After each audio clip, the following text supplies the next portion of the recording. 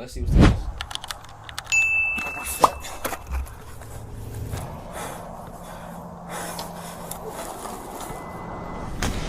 Whoa. This sniper just took a shot at an armed fugitive holding a family of 5 hostage in their home. My family's being held hostage.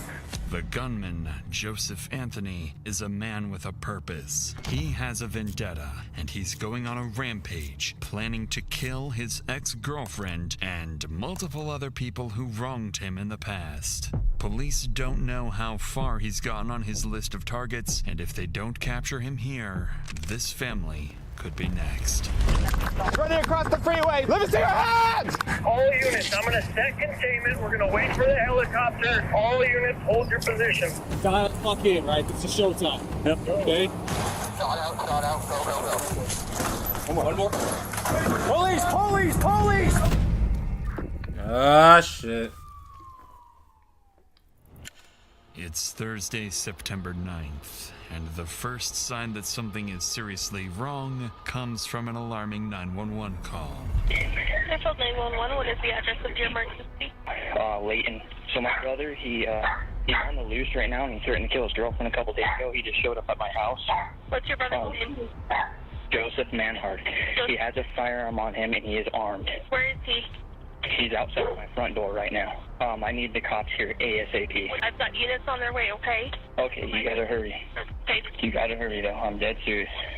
Just 24 hours earlier, Joseph Manhart kidnapped his ex-girlfriend, assaulted her, and threatened to kill her. After managing to escape, she called police, triggering an arrest warrant for Joseph's immediate capture. Since then, Joseph vanished, and police had no indication of where he might strike next, until now.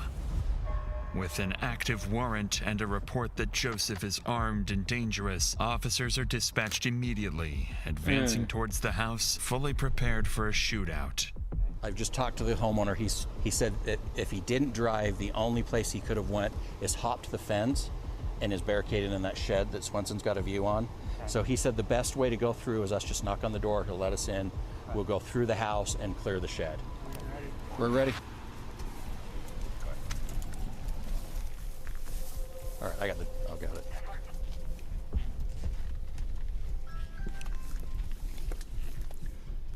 Bye.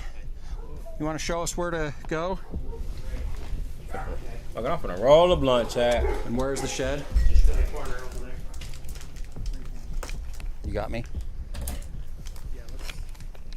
I'm gonna have to go through and hit it and come swing it out wide. Swing it out wide and I can step in front. Okay.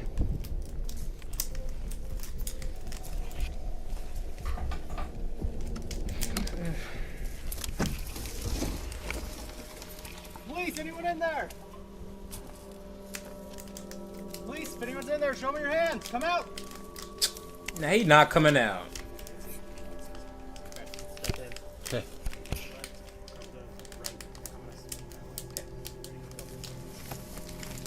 Show me your hands. Anyone in here? Go over here. Okay, Claire. Hold on, why All does right. the video look like this? Is it? Oh, okay. He didn't make it in here. Probably drove by one of us. That nigga With was no sign of somewhere the else. suspect, Joseph remains at large, and whatever he came here to do, he didn't finish it. So before officers leave the residence, they speak with Joseph's brother, trying to understand why Joseph showed up and what he might do next. What he tells them reframes the entire situation. According to his brother, Joseph didn't come here randomly. He was likely looking for his ex-girlfriend, the same woman who escaped his kidnapping just a day earlier. The two had recently broken up, a split that left Joseph without stable housing and increasingly angry. His brother also tells police that in recent conversations, Joseph had been talking about tying up loose ends and ending it all. To officers, it begins to sound like Joseph isn't just running. He may be moving with intent, driven by a personal vendetta and targeting people he believes have wronged him. If that's true, it has never been more urgent to locate Joseph before he reaches someone else. But it doesn't take long for those fears to be confirmed, because later that evening, police receive another alarming 911 call. Fairfield 911. My brother-in-law's at my house right now. Okay, where is he? Damn, this Is he nigga outside? everywhere. Yes, he's outside. Okay.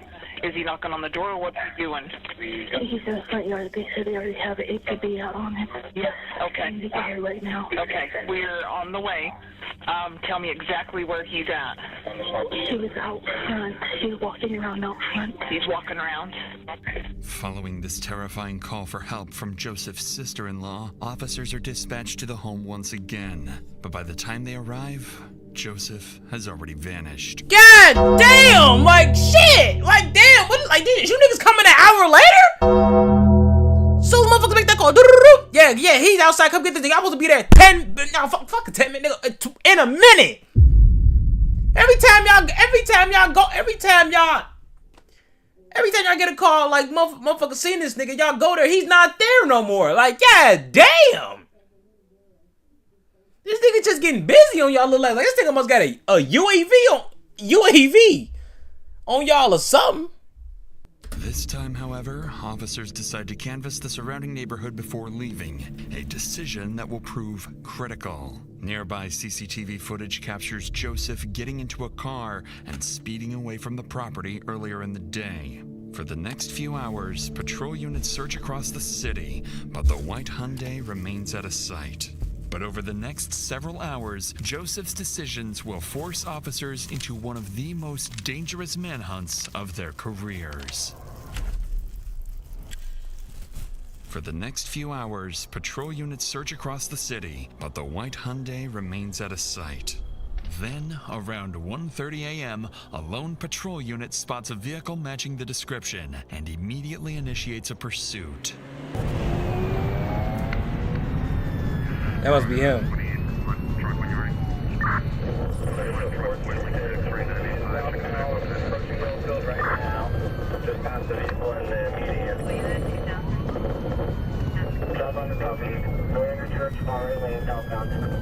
Just as the officer begins to close the distance, he suddenly loses sight of the car Joseph is believed to be driving. But just minutes later, as patrol units continue canvassing the area, one officer spots Joseph's car parked on nearby train tracks. With no way of knowing whether Joseph is still inside or hiding close by, the officer cautiously approaches the vehicle.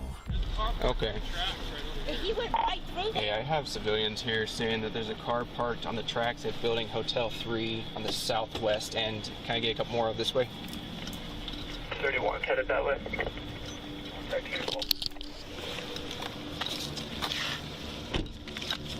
It filled up to 76. I have visual on the vehicle. It looks like it still might be occupied. Not sure yet.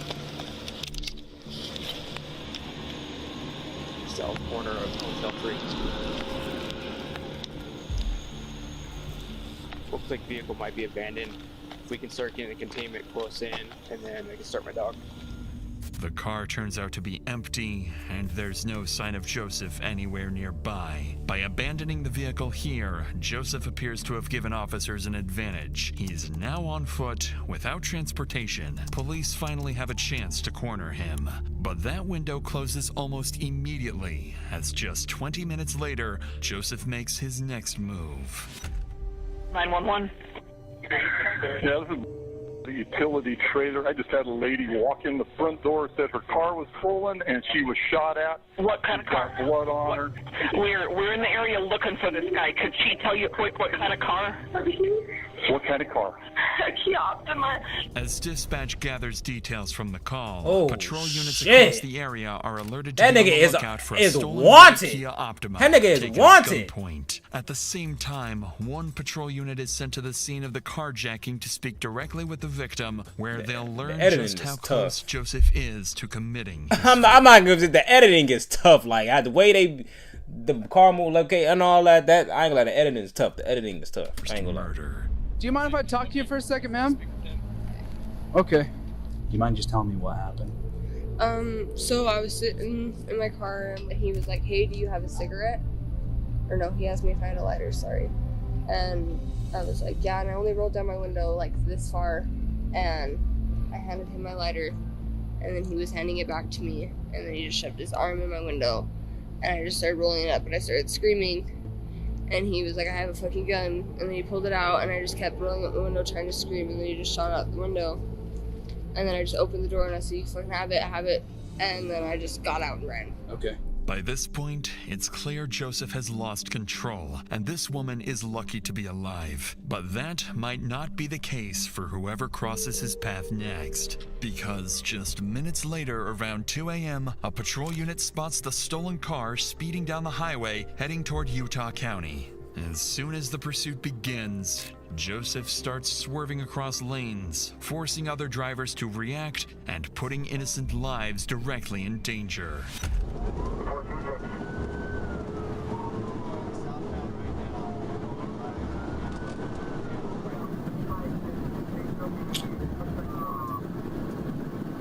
With Joseph refusing to slow down, it's only a matter of time. That nigga not slowing before down. That someone nigga's gets on a hurt. mission. So to bring the pursuit to an end, an officer approaching from the opposite side of the highway pulls over and prepares to deploy spike strips. At highway speeds, there's no margin for error. The spikes have to go down seconds before Joseph reaches them. Too early, and he'll see them in time to swerve around and put innocent lives at even greater risk.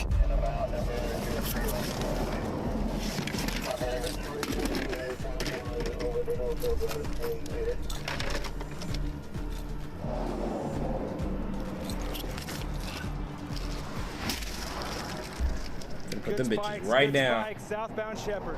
Need a unit.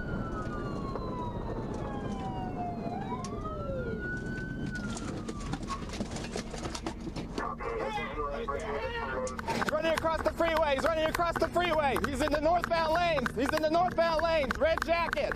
Let me see your hands. He's hopping the fence. He's over the fence now. He's over the fence now. We need units to frontage. He's on frontage now. On frontage, going to housing complex over here. By a white fence. He's about to hop it. He's hopping it into someone's backyard. After abandoning his car, Joseph runs towards a residential area surrounded by homes where families are asleep inside. Knowing how dangerous and unpredictable Joseph is, officers now have to cut through the busy highway and move quickly to find him before anyone else is put at risk. His ass down.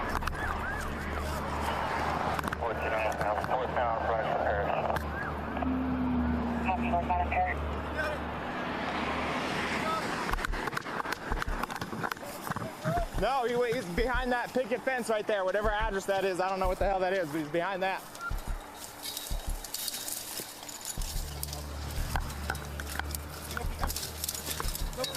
Negative. No shot. Frontage. Go more towards probably. What's that? Just going 20-25 north. Okay. I think they come out that way. Over this vinyl right here. That's where he went, in this dude's backyard. My copy, Starline will be headed our direction shortly. Where are you? He hopped this one right here. All units, I'm going to set containment. We're going to wait for the helicopter. All units, hold your position. Don't go walking around. With Joseph disappearing into a residential area, the situation becomes far more unpredictable. By now, more than 30 officers are flooding the scene, and without coordination, every decision risks putting innocent families in danger. This is when Sergeant Sheldon arrives and takes control. Stand by, I'm setting containment, all right? Sorry, bro. I don't have all the information because we switched this last minute, okay? So, what do you guys got? So he already shot someone in the Freeport Center. Okay. Probably gonna take like half an hour for that bird to go. He hopped over that fence right there. Which fence? That one? Okay. After a quick brief, Sergeant Sheldon forms a plan to flush out Joseph. First, a helicopter is called in to scan the neighborhood from above. Second, a tactical operations center is established near Joseph's last known location to coordinate every unit in real time. And third, officers set up a wide containment zone, covering more than a square mile, with units positioned throughout the neighborhood to cut off any possible escape routes. But just as the plan goes into motion, officers are abruptly interrupted by a sharp sound in the distance. Not sure exactly where Rick came from. Command at 1700 South 100 West. Right where Preston's at, that's where the shots came from. It was one single shot. Preston, are you okay? Hold your position. I'm sending a unit around to you. Go we're gonna get, if we can get someone over here to the north of 2025 north front near some containment. Yep. And to get someone. I'll set containment. You guys come up with a plan to systematically search this. Okay? The gunshot confirms one thing immediately. Joseph is still in the area. But what officers don't realize yet is that the shot wasn't random. It was Joseph forcing his way into a nearby home. And in the next few hours, the situation will escalate in ways officers aren't prepared for. But before we get to that, sometimes the scariest horror stories happen in your own head. Like disturbing thoughts you don't want, but can't stop replaying. Thoughts like you're going to cheat on your partner and ruin everything. Or, that memory doesn't feel clear. What if I did something terrible and forgot? These thoughts can feel so vicious that you're not behavior as an ER matters. That no finally arrives approximately an hour after them. Approximately an hour after the gunshot was fired, the helicopter finally arrives and begins a full aerial sweep of the neighborhood. But Joseph is nowhere to be seen. On the ground, officers spread out searching for Joseph and cautiously prepare for an ambush. Forerunner?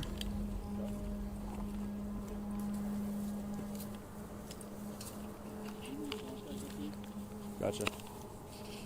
Contact the homeowners already?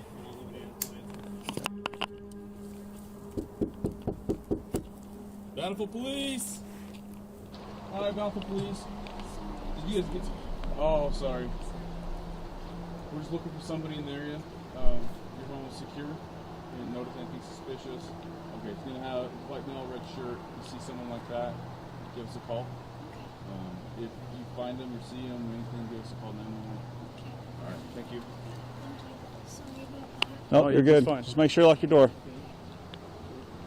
Who the hell is this guy with us? Please lock your damn door. After more than 2 hours of knocking on doors and checking backyards, there's 2 no sign of the hours? suspect. Joseph's absence becomes increasingly unsettling, and Sergeant Sheldon quickly recognizes what it likely means. If Star 9 can't find him, we have a totally different situation, right? Because he potentially could be in any one of these houses. He could be taking people hostage. He could have broken in and it's unoccupied, right? So we have all of this shit that we're going to have to filter through, and that's going to have to take How many houses are we looking at? resources. I would estimate 8 on this side, 6 to 10 on this side. At this point, 18 Sergeant houses. Sheldon and his team are forced Damn to near. consider multiple scenarios, including a barricaded suspect holding hostages inside. But they won't have to weigh those possibilities for long, because one phone call is about to answer that question for them. 911, what's your emergency? My family's being held hostage. Immediately after this, officers spread out and quickly locate the caller nearby, Chris Samuelson, a father who managed to escape the house just moments earlier. What he tells them is chilling. Inside the home, his wife, 2 daughters, and his daughter's boyfriend are still being held at gunpoint, and Joseph is inside with them. With this new escalation, Sergeant Sheldon knows this is now beyond the scope of a standard response and prepares to bring in specialized tactical support. All units, priority traffic. All units, priority traffic. We have information. How the fuck did he escape? Leaving a house. Oh, jeez. Let's go. All Bountiful SWAT return to talk. All Bountiful SWAT return to talk. Victim's 3 hours? wife, daughter, and daughter's boyfriend are all on the couch. Suspect was sitting in a chair just behind the couch. Daughter, he has another daughter that is sleeping downstairs that should be waking up in the next couple of minutes. Suspect gained access to the house through an unlocked window in the basement. After SWAT teams arrive and are quick... This is why you make sure everything in that house is locked. This is why you make sure everything is locked. I don't give a fuck if you don't even remember locking it. Double check that bitch. Literally double check that motherfucker. Because if you don't lock all... Situations like this, if you don't lock all your shit, lock the windows, doors, side door, whatever door you fucking got, whatever you got, make sure that bitch is locked and secured. You hear me? Shit like this.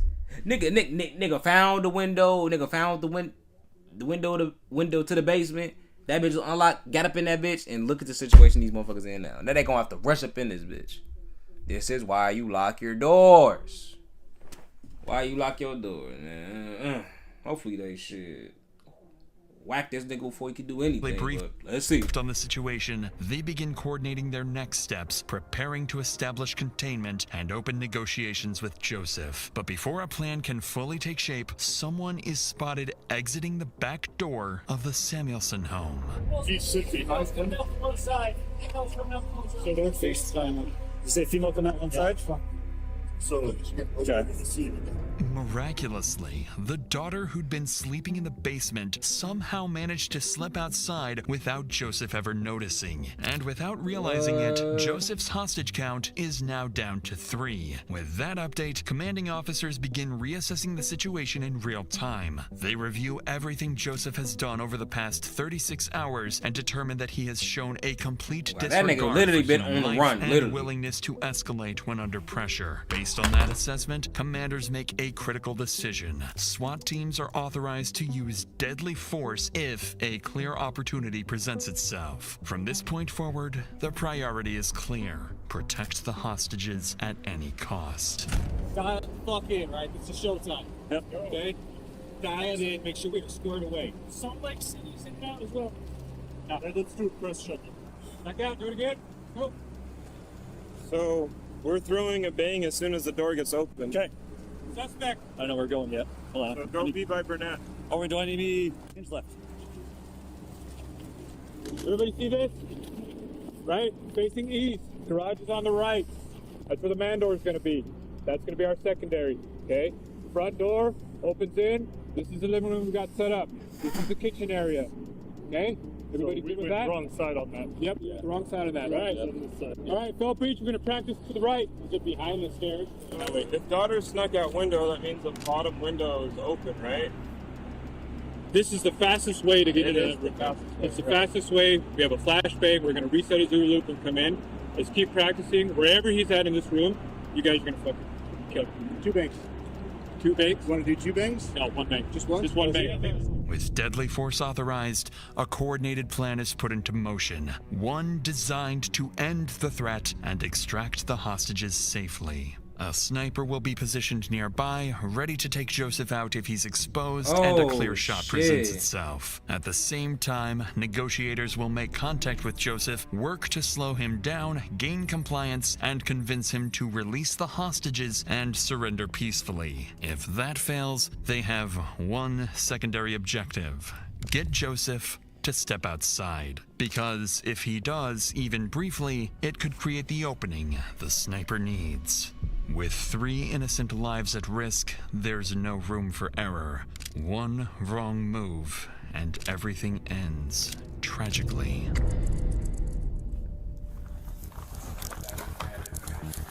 We're good. Thanks, man.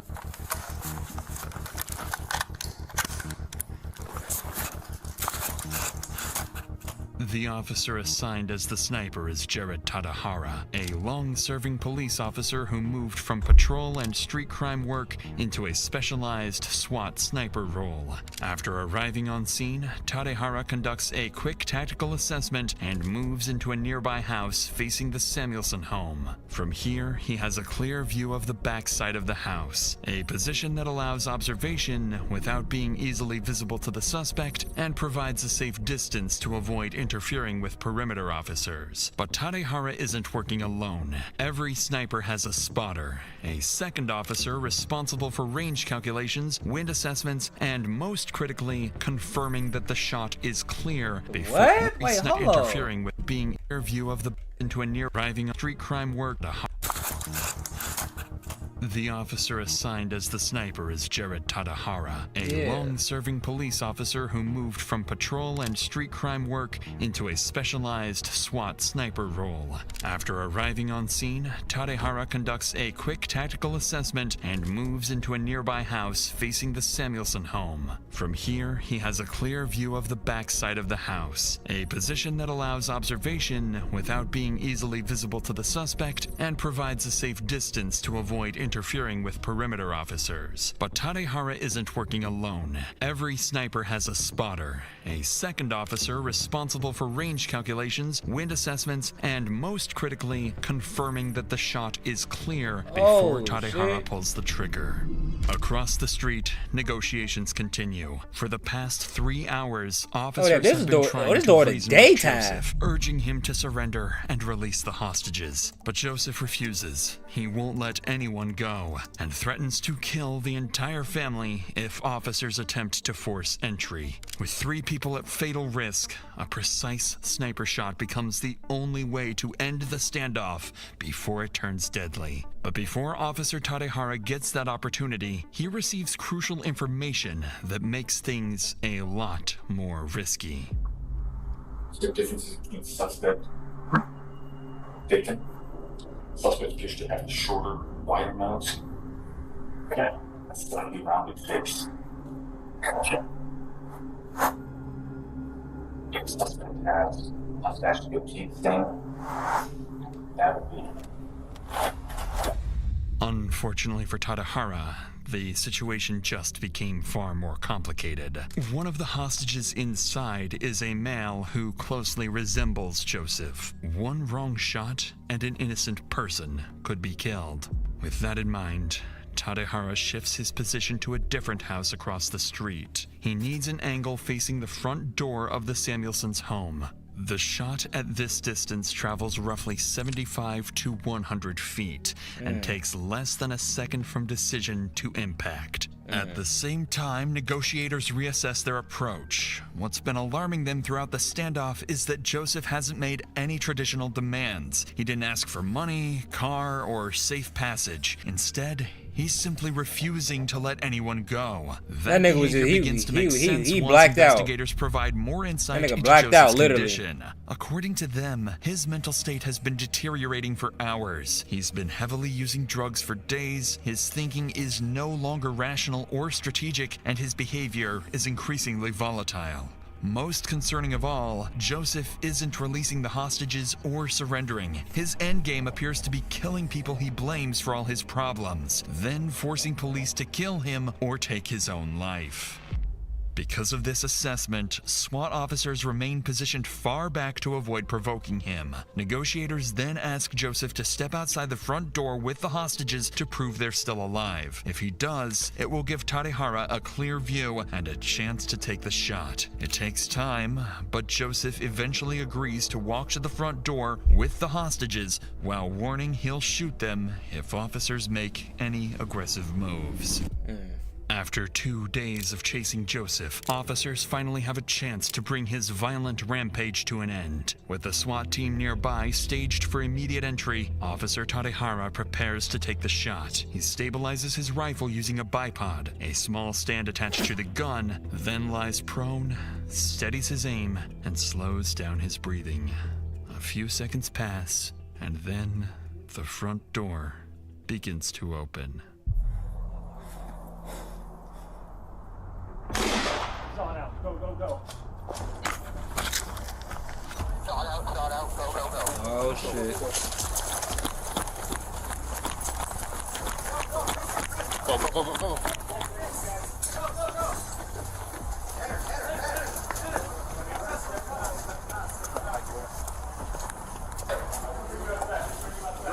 Right. I think we're good. What else you need? I think we're good right now. Okay. Unless they start calling for bodies. This door. This door.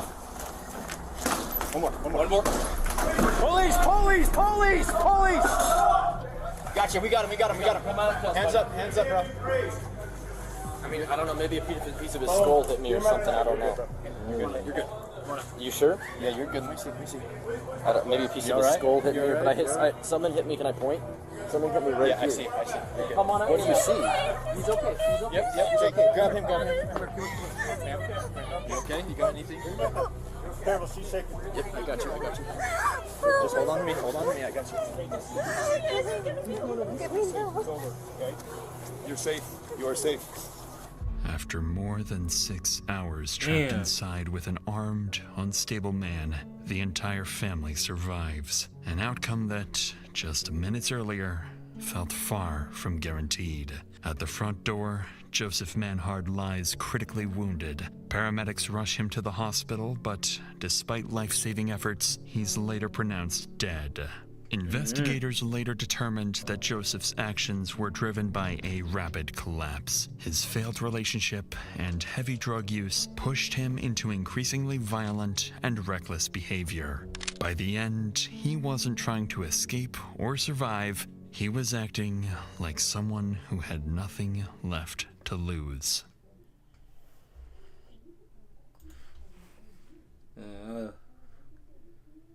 Shit, at least the family survived though, shit, because that's rare. The whole family survived, literally. A piece of his skull hit me.